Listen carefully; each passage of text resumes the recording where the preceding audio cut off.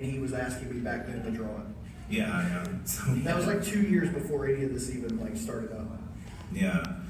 So I came down, I met their lawyer, and I met Matt McGuire at a coffee shop, and immediately Matt and I had kind of a collaborative energy, and it was really good. And so I showed him Jonathan's art. I showed him some of my previous work that included like violent horror comedy books.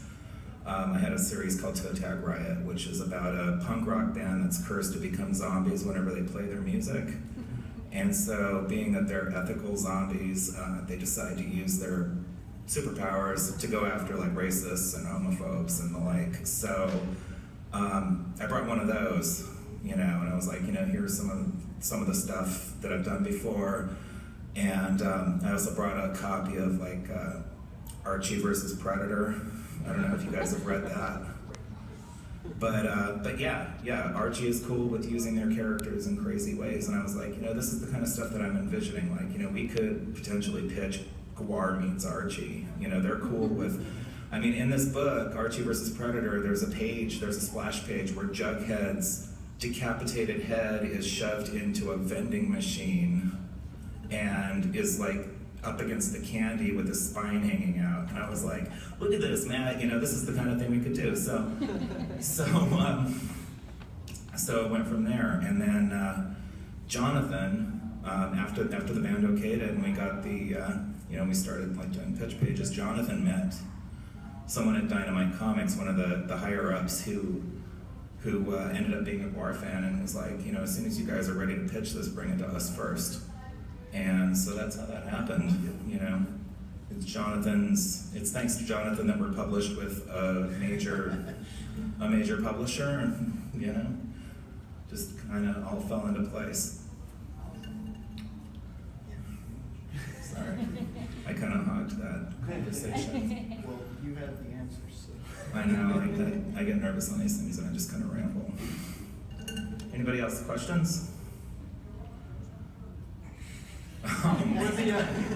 Where the moderator would come into handy. I know, right? I was saying, where did what inspired the time travel part? Well, I didn't, like I kind of briefly touched on, I didn't want to trample on any of Gwar's previous history, and I also didn't want to presume that I could write their history going forward. It's also kind of just like one of those things where it's like, I feel like when you do a Gwar comic, you want to kind of put them into a trope on purpose, Right. Like when he said he wanted to do a Gwar comic, I kind of envisioned it as either being like time travel or like alternate universes, that kind of thing. So.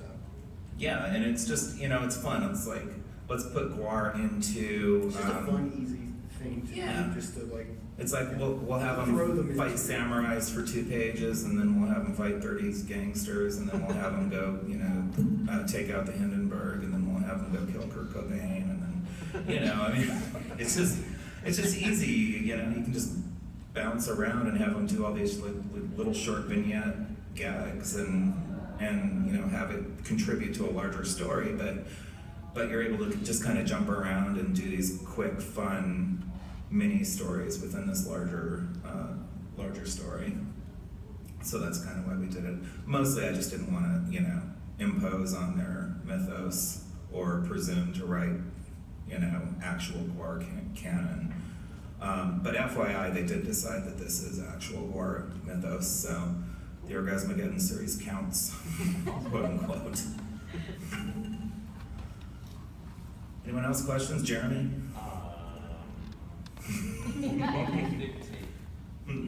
What will dictate the follow-up? What will dictate is whether the there's success a follow-up or not? Yeah. Will there be a follow-up? This is only 4 issues. You want more? Right. Well, I guess that would be up to Dynamite, Sales, and Gwar if they want to do more. Yeah, well, Gwar definitely wants to do more. It's going to be up to Dynamite, and what they're going to look at is their sales and the consumer demand. So, things like messaging Dynamite on Facebook and letting him know that you want to continue to see more Gwar comics. Like, I love the Orgasmageddon series. I want to see more in the future. I want to see crossovers with, you know, Rick and Morty, or with Army of Darkness or Vampirella or something, you know, because Yeah, Dynamite's all about those crossovers like that. Like, they just did the Kiss Vampirella Mhm. stuff too. you know? They own Vampirella, they own Evil Ernie, and all those old They also do chaos the Kiss characters. comics, so if you want to see Gwar kill Kiss, Oh. let them know that. I think Gene Simmons would have to be okay with being made fun of, and so I don't see that happening. Like, Gene, you know, this monster with 4 penises is going to ejaculate on your face. Is that okay? I don't think he'd be cool with that. It's a fun idea, though, right? But yeah, like letting Dynamite know that you want to continue to see more Gwar comics. Obviously, buy the books, but, you know, go on Facebook, go to Dynamite Comics, and send them a little message. They answer. You know, they have someone take care of their social media, and they track that stuff. You know, they just like on Twitter, they track the retweets. They track the, you know, when people tweet at them and say, "Hey, I love this book." They'll actually let creators know, "Hey, we're getting a lot of good comments on your books." You know, so that stuff really does matter. Anyone else? Questions? Yes. So other than money, which is always not fun, what was the hardest part of the VaComicon? The hardest part? Comics take a lot of time. Also, just like kind of figuring out how to. I've never really worked on a book with a lot of main characters that are always together. So like a team book like this, like, and in addition to the actual main 5 band members, we also have, you know, Bone Snapper and Slyminstra and then Estrogina. So we've got like, and some of them Sawyer and stuff. So sometimes there's like 8 characters all together hanging out, and so having to remember all the like nuances of their costumes and stuff, and having to draw like 8 characters in a panel together, all doing stuff, like that kind of stuff is, yeah, that's one of the hardest things. And also just remembering all those little nuances on their costume. Every one of these characters has like so many unique details, and there's a certain amount of streamlining that you have to do, but also you still want them to be recognizable as who they are and everything. So that kind of stuff is probably the hardest part, but also a lot of fun at the same time. Yeah, Jonathan really has the harder job. You know, I write, you know, Beefcake picks up 2 Nazi kids and cracks their heads together and then, you know, splits them like eggs, and he's got to draw that, and he's got to draw. That was posthumous. Oh, that was posthumous, sorry. or I draw, you know, there's a horde of Mr. Perfect's minions, and it's just all out chaos, and it takes me 25 seconds to write it, and it takes him, you know, 10 hours to draw it. So he definitely has the harder job in terms of like actual grunt work. He does the lion's share of the work. You know, I have to deal with the Kickstarter though. So. It's also the bloodiest comic I've ever done, and so yeah, having to draw blood splatters all over the place. I think I said it on Twitter one time. I said like something that was kind of surprising about the book that was kind of hard was how many times like I had to ask myself, does this exploding head look too much like the last one?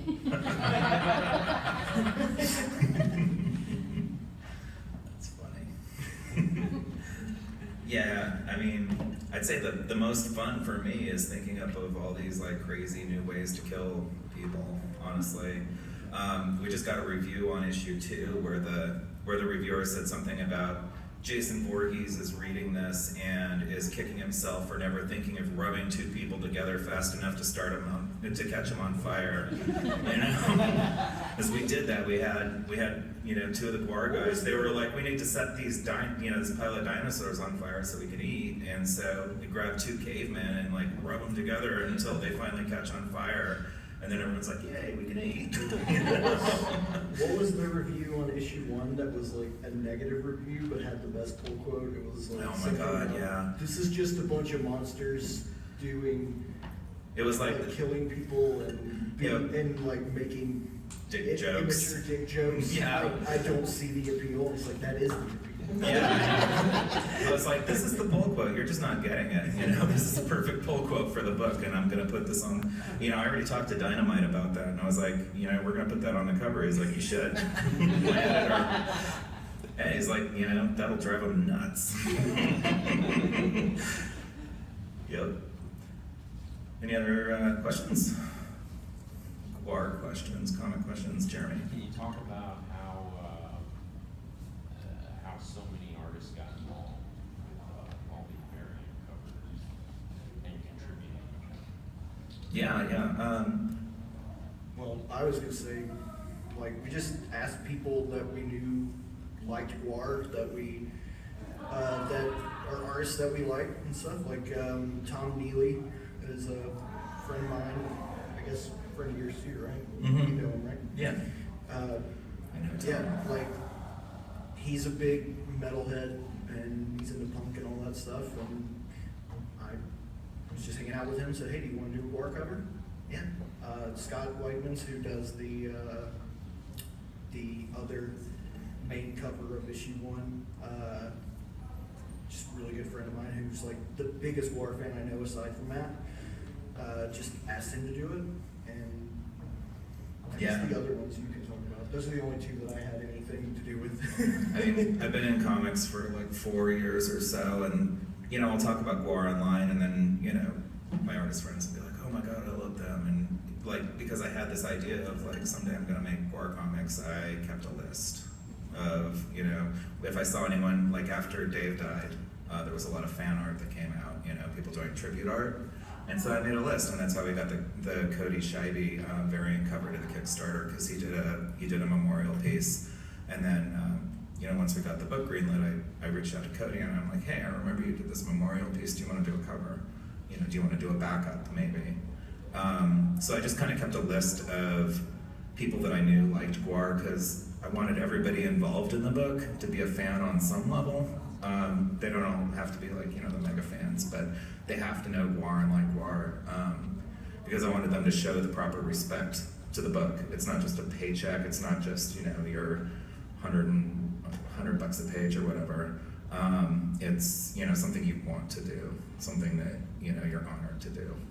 Because that's how I feel about it. I know that's how Jonathan feels about it. So I just wanted to make sure that everybody was really into doing it. So I kept a list, and I reached out after the book was greenlit, and there's a big crossover fandom in comics and with Gwar because of the over-the-top, sensational theatrics of it. You know, it's very superhero-ish. It's horror and sci-fi and fantasy and grindhouse movies all smashed together, you know? They were all, a lot of those guys were like really influenced by like Jack Kirby stuff too, right? Like Yeah. McGuire. I know Yeah, was, like, McGuire a big, is an enormous Kirby fan. He has all the artist books and you know, they all sprung from the world of comics and heavy metal and horror movies. So yeah, I mean, you table at a convention, even before the Gwar comic was out, you know, I'd be tabling at a convention and I'd always see at least 4 or 5 people wandering around with Gwar shirts on. And I was like, you know, there is a big following in comics. So I'm glad we did this, you know. Yeah, I remember at Heroes Con a couple years ago, actually the same one where I met Joe, who is one of the heads of Dynamite. That year was when we were getting ready to get the Kickstarter going, and I noticed so much more than before. There were just like Gwar shirts everywhere, and I was like, this is gonna go well. Yeah. There was a big groundswell of support. We had to take it to Kickstarter because, you know, Gwar isn't rich. We're not rich. And we have to pay people to produce art because they have to pay their bills. You know, I mean, if a page takes Jonathan a day and a half, then, you know, making a comic, he has to get paid for it. So so we took it to Kickstarter, and I don't remember what my point was. So. Comics are expensive to make. Anything else? Anybody else got anything? There's only so many people. So I know. There's a new character. Oh, Yeah, Esther Esther Gina? Gina. Right. Yeah. Yeah, I guess we could talk about Talk that. about the Yeah, how did you come into that idea, man? All right. Well, she wasn't my idea. First off, Well, I mean, she was a character that Matt McGuire The idea created. of bringing her in. Right. Yeah, she's on all like the barbecue flyers and stuff. Yeah, Gwar bar. Yeah, she's kind of been around a bit, but She never had a she didn't name have or a a name. personality Yeah. or any presence. So when I started making the comic, I was like, Matt, what about getting some women characters, some female characters in here? I was like, can we use Slimenstra? I didn't even ask about the other one, but I was like, can we use Slimenstra? And so he asked Danielle, and Danielle was cool with it as long as we portrayed her, the way that I wanted to portray her anyway, as like, taking no shit and, never a victim and always in control and always like, having her own motivations and her own personality. And I was like, having one woman character is good, but it would be better if we had two, And so he mentioned having this character, that he had designed for the Gwar bar and the barbecue stuff. And so I was like, yes, let's do it. And what's really cool about Esther Gina is she's got some softer edges. I was able to help kind of flesh out her personality. And whereas Slimenstra is very like, bow to me, I'm your goddess, I'm your queen, and you're gonna do what I say, or I'm gonna like take your head. Esther Gina is a little bit more like, she's a little younger, she's a little more fun, teeny bopper kind of, like, she's got some softer edges. She still hates humanity, but she doesn't hate it to the extent that everyone else does. And so, I don't know, she's a little, she provides some much needed contrast to the quote unquote typical Gwar personality that's all like, oh fuck you, human. Kind of like Bone Snapper provides that contrast too, because he's like a little dumb, like, oh, Bone Snapper didn't understand, So I like writing those two a lot because they kind of shine against the personalities of the others. The contrast is nice. But yeah, Esther Gina is just for the comics. She's not, and she's not in the band. She's not going to be in the band. But she's a very cool addition to the comic series. Yeah, And her I'm sorry. Well, I was gonna say, I had a lot of fun drawing her and the little like stuff that she gets into in the comic, like the little asides with like her and Bone Snapper and stuff,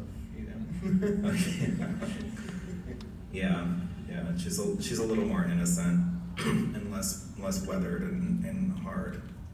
Her origins are, similar to like Lothar's and Pestulus's, where she was also frozen in Antarctica, but lower, and so she was dug up by Slimenstra and unfrozen, and she's been kind of Slimenstra's protege since then.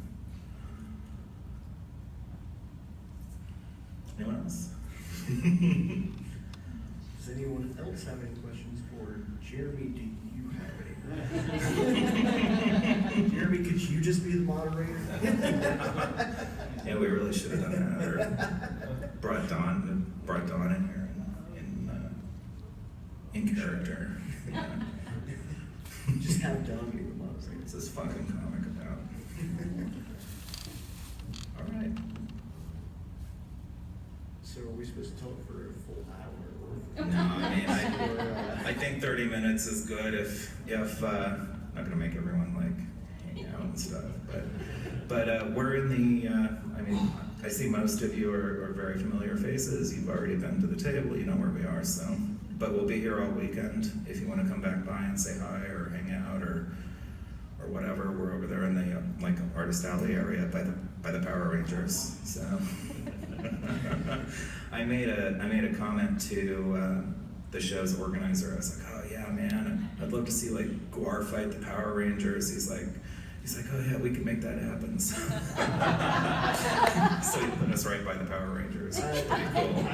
I love how much Chuck has been like trolling the Power Rangers crowd. They're just lined up and he's like walking around calling himself a power stranger. I just want to see him fight. Yeah, I want to. Every time he's walking around that area, I just want to be like, make my monster grow. That's good stuff.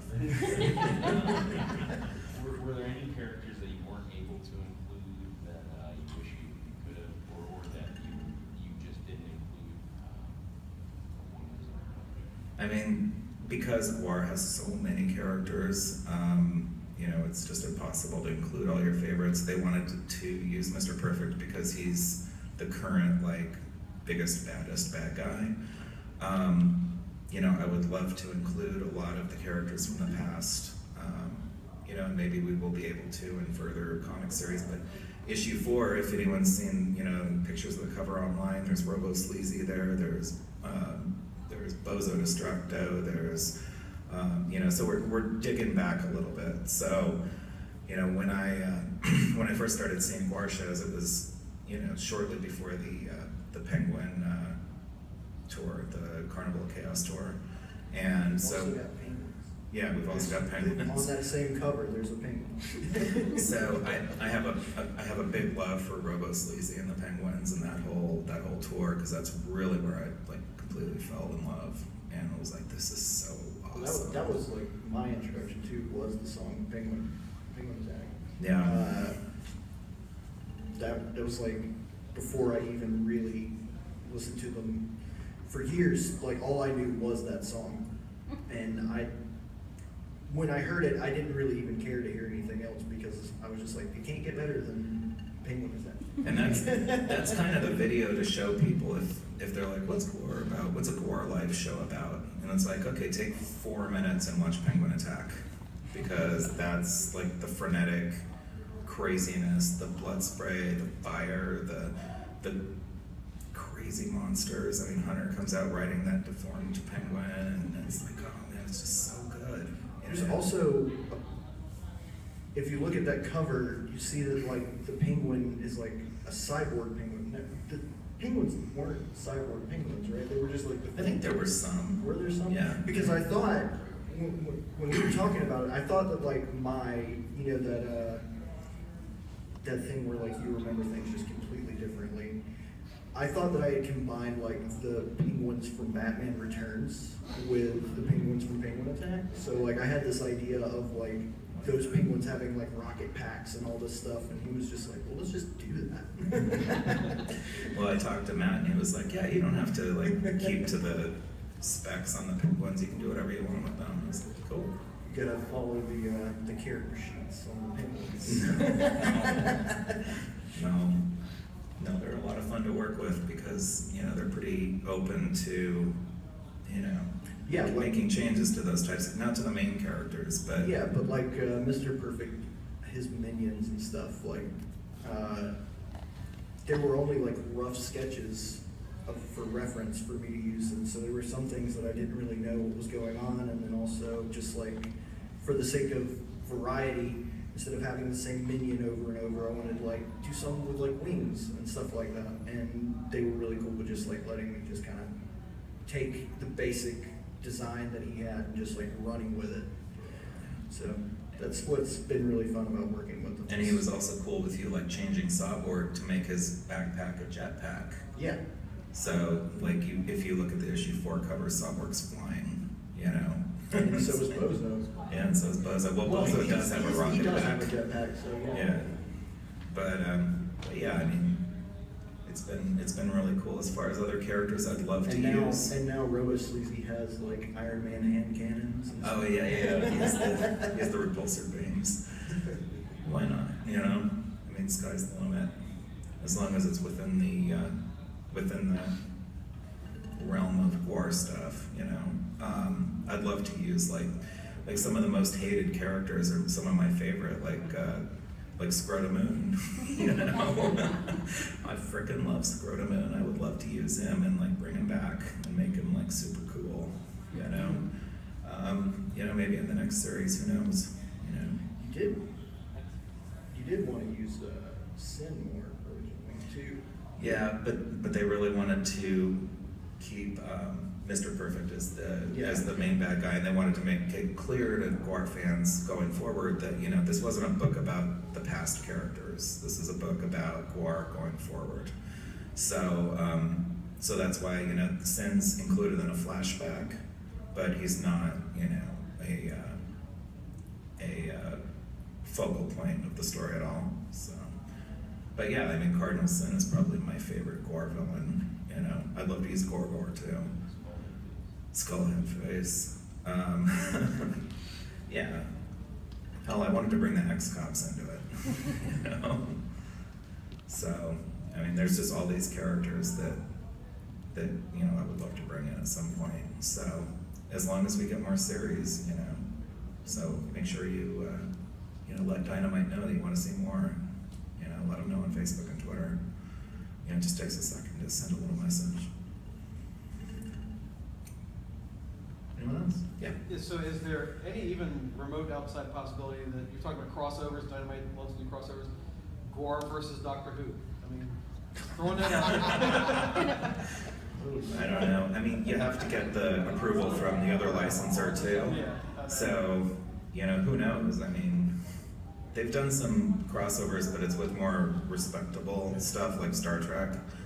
I don't know. I mean, anything's They've possible. definitely done some weird ones that you wouldn't expect, but like you said, it's more respectable. It's like, yeah, you can throw Ninja Turtles, Ghostbusters, and X-Files in one, and it's like, okay, like that's really strange that they did it, but the Ninja Turtles aren't gonna like shoot jizz on his face. So,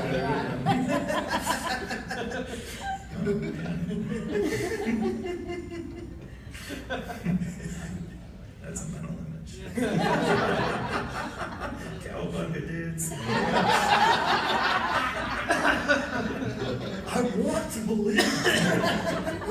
I mean, ninjutsu does come from the same country of origin as Bukake, so. God. Oh man. Yeah. That's the road that I went.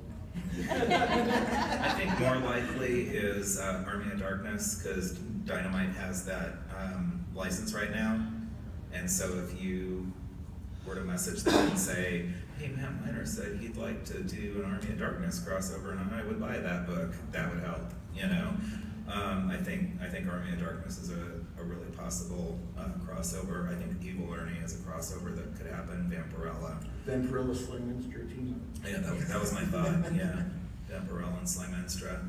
I think it would have to be a versus though, because I don't think they would get along. Yeah. I mean, it would at least have to be a versus at first until they teamed up against the bigger I enemy. think pretty much any Gwar crossover is going to be a versus. It's going to be Gwar stomping them to death. What else do they have? They have James Bond. Oh, yeah. They have $6 Million Man and Bionic Woman. I don't think so. But Army of Darkness, you know. Yeah. I think that's the one, and you know, They have a lot of other music stuff too, don't they? Have like Alice Cooper, don't they? Yeah, they have Alice Cooper, and that might be a possibility.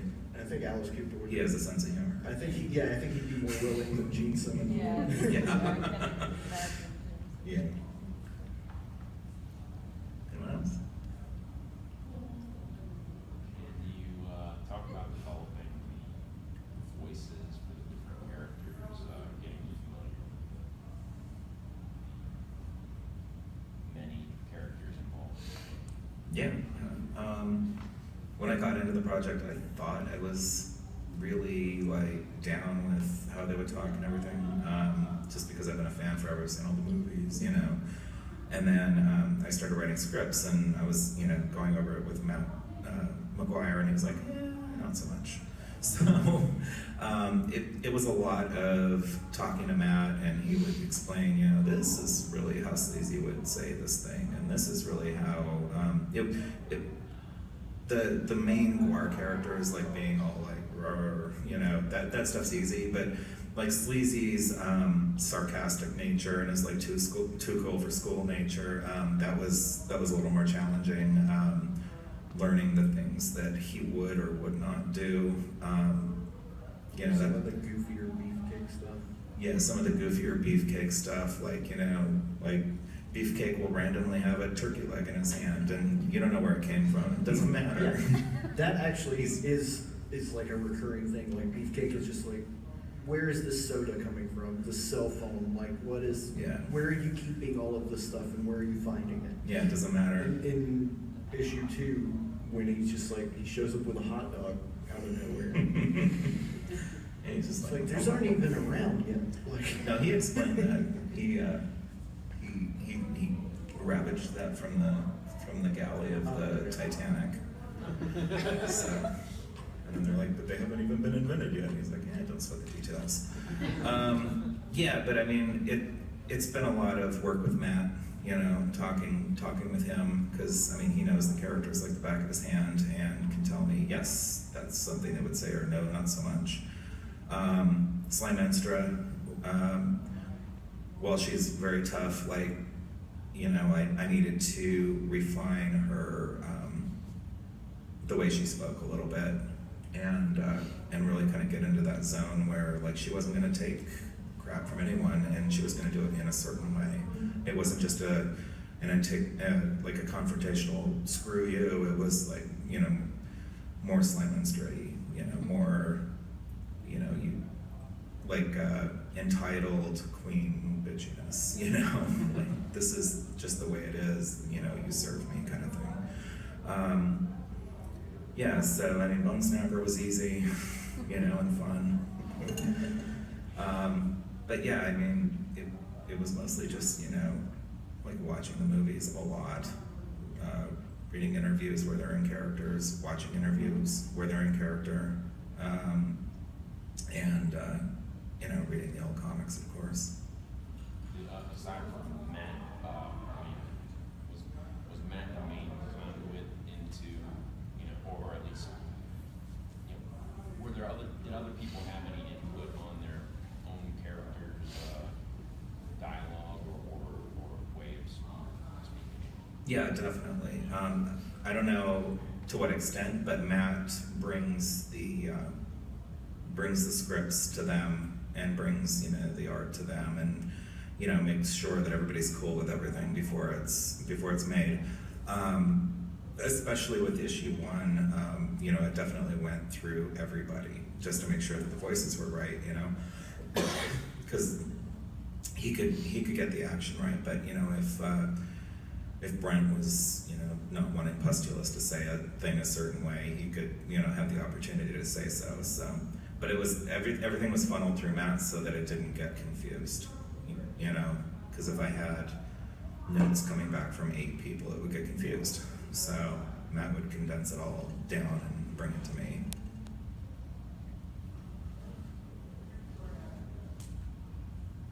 What else? Is that it? Okay. So is the comic as a whole, is it doing well? No, Yeah. it's not. Yeah, no, it's really well received, and it's really well received by comic fans and not just horror fans, you know.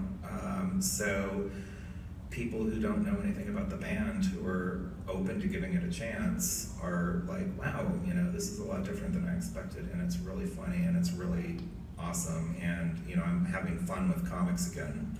So yeah, it's doing really well. The reviews are 90% great and 10% awful. But that 10% is like hilarious. Yeah, it's, it's clearly people who just don't Yeah. get it at A all. lot of foul language in this, right? Yeah, it's just people who like came into this expecting, you know, high literature and less full frontal male genitals. I mean, it's on the cover. Yeah, I know. It is, yeah. I'm surprised that how many people. I'm surprised that the balance of people who immediately see it and say that's 4 dicks, and the other part of that where people are like, oh, I thought it was an udder. Like, Well, it started off as an udder. I know but it's funny seeing like I said, the balance of like how many people think of it one way and how many people think of it the other. When it was on Kickstarter and it was like doing so well, I was talking to Kickstarter because we did a Kickstarter live tour of the Slave Pit, and I was like, not for nothing, this book is doing really well on your platform. Why haven't you given it any love? Why haven't you like given it a project we like? Why haven't you like put it out there? And he's like, well, you have a guy with 4 penises ejaculating on Donald Trump. Right. And I was like, but that's an udder. He's like, but you understand it looks like penises, right? Okay. But yeah,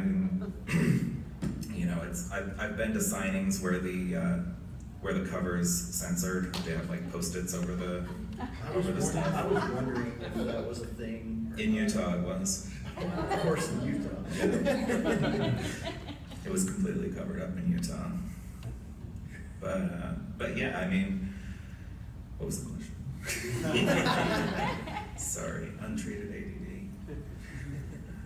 Anyone else? Does Whisper Baptist Church contact you? About this comic? About this comic? No, just about my previous Toe Tag Riot comic. They actually blocked me, because here's the story, like with Toe Tag Riot, I thought it was like a funny back and forth we were having with Westboro. They would like, we would do something and then they'd be like, oh, you're going to hell, and you're taking the rest of the world with you, and we'd be like, and they'd be like, oh, you're damning our children to flames, and like whatever. Anyway, they started impersonating me on Twitter and making fake Twitter accounts that looked like my Twitter account. And so my Twitter account is Matt Miner XVX, and so there would be Matt Miner XXV and Matt Miner XXX, and they would take my photos and they would take my bio exactly the way it was, and then they would start friending or following people that I followed. And so like they would follow all these people in the comics industry, and people would follow them back thinking, oh, Matt must have gotten a new account. And then they would say all kinds of like really horrible stuff, right? So the way I figured out that it was them was I sent them a tweet and I'm like, is it you guys impersonating me? And they immediately blocked me. So I was like, yeah, I guess asked and answered, right? So no, they haven't contacted me, but Twitter's the main way that they used to harass me, so now that I'm blocked. Yeah.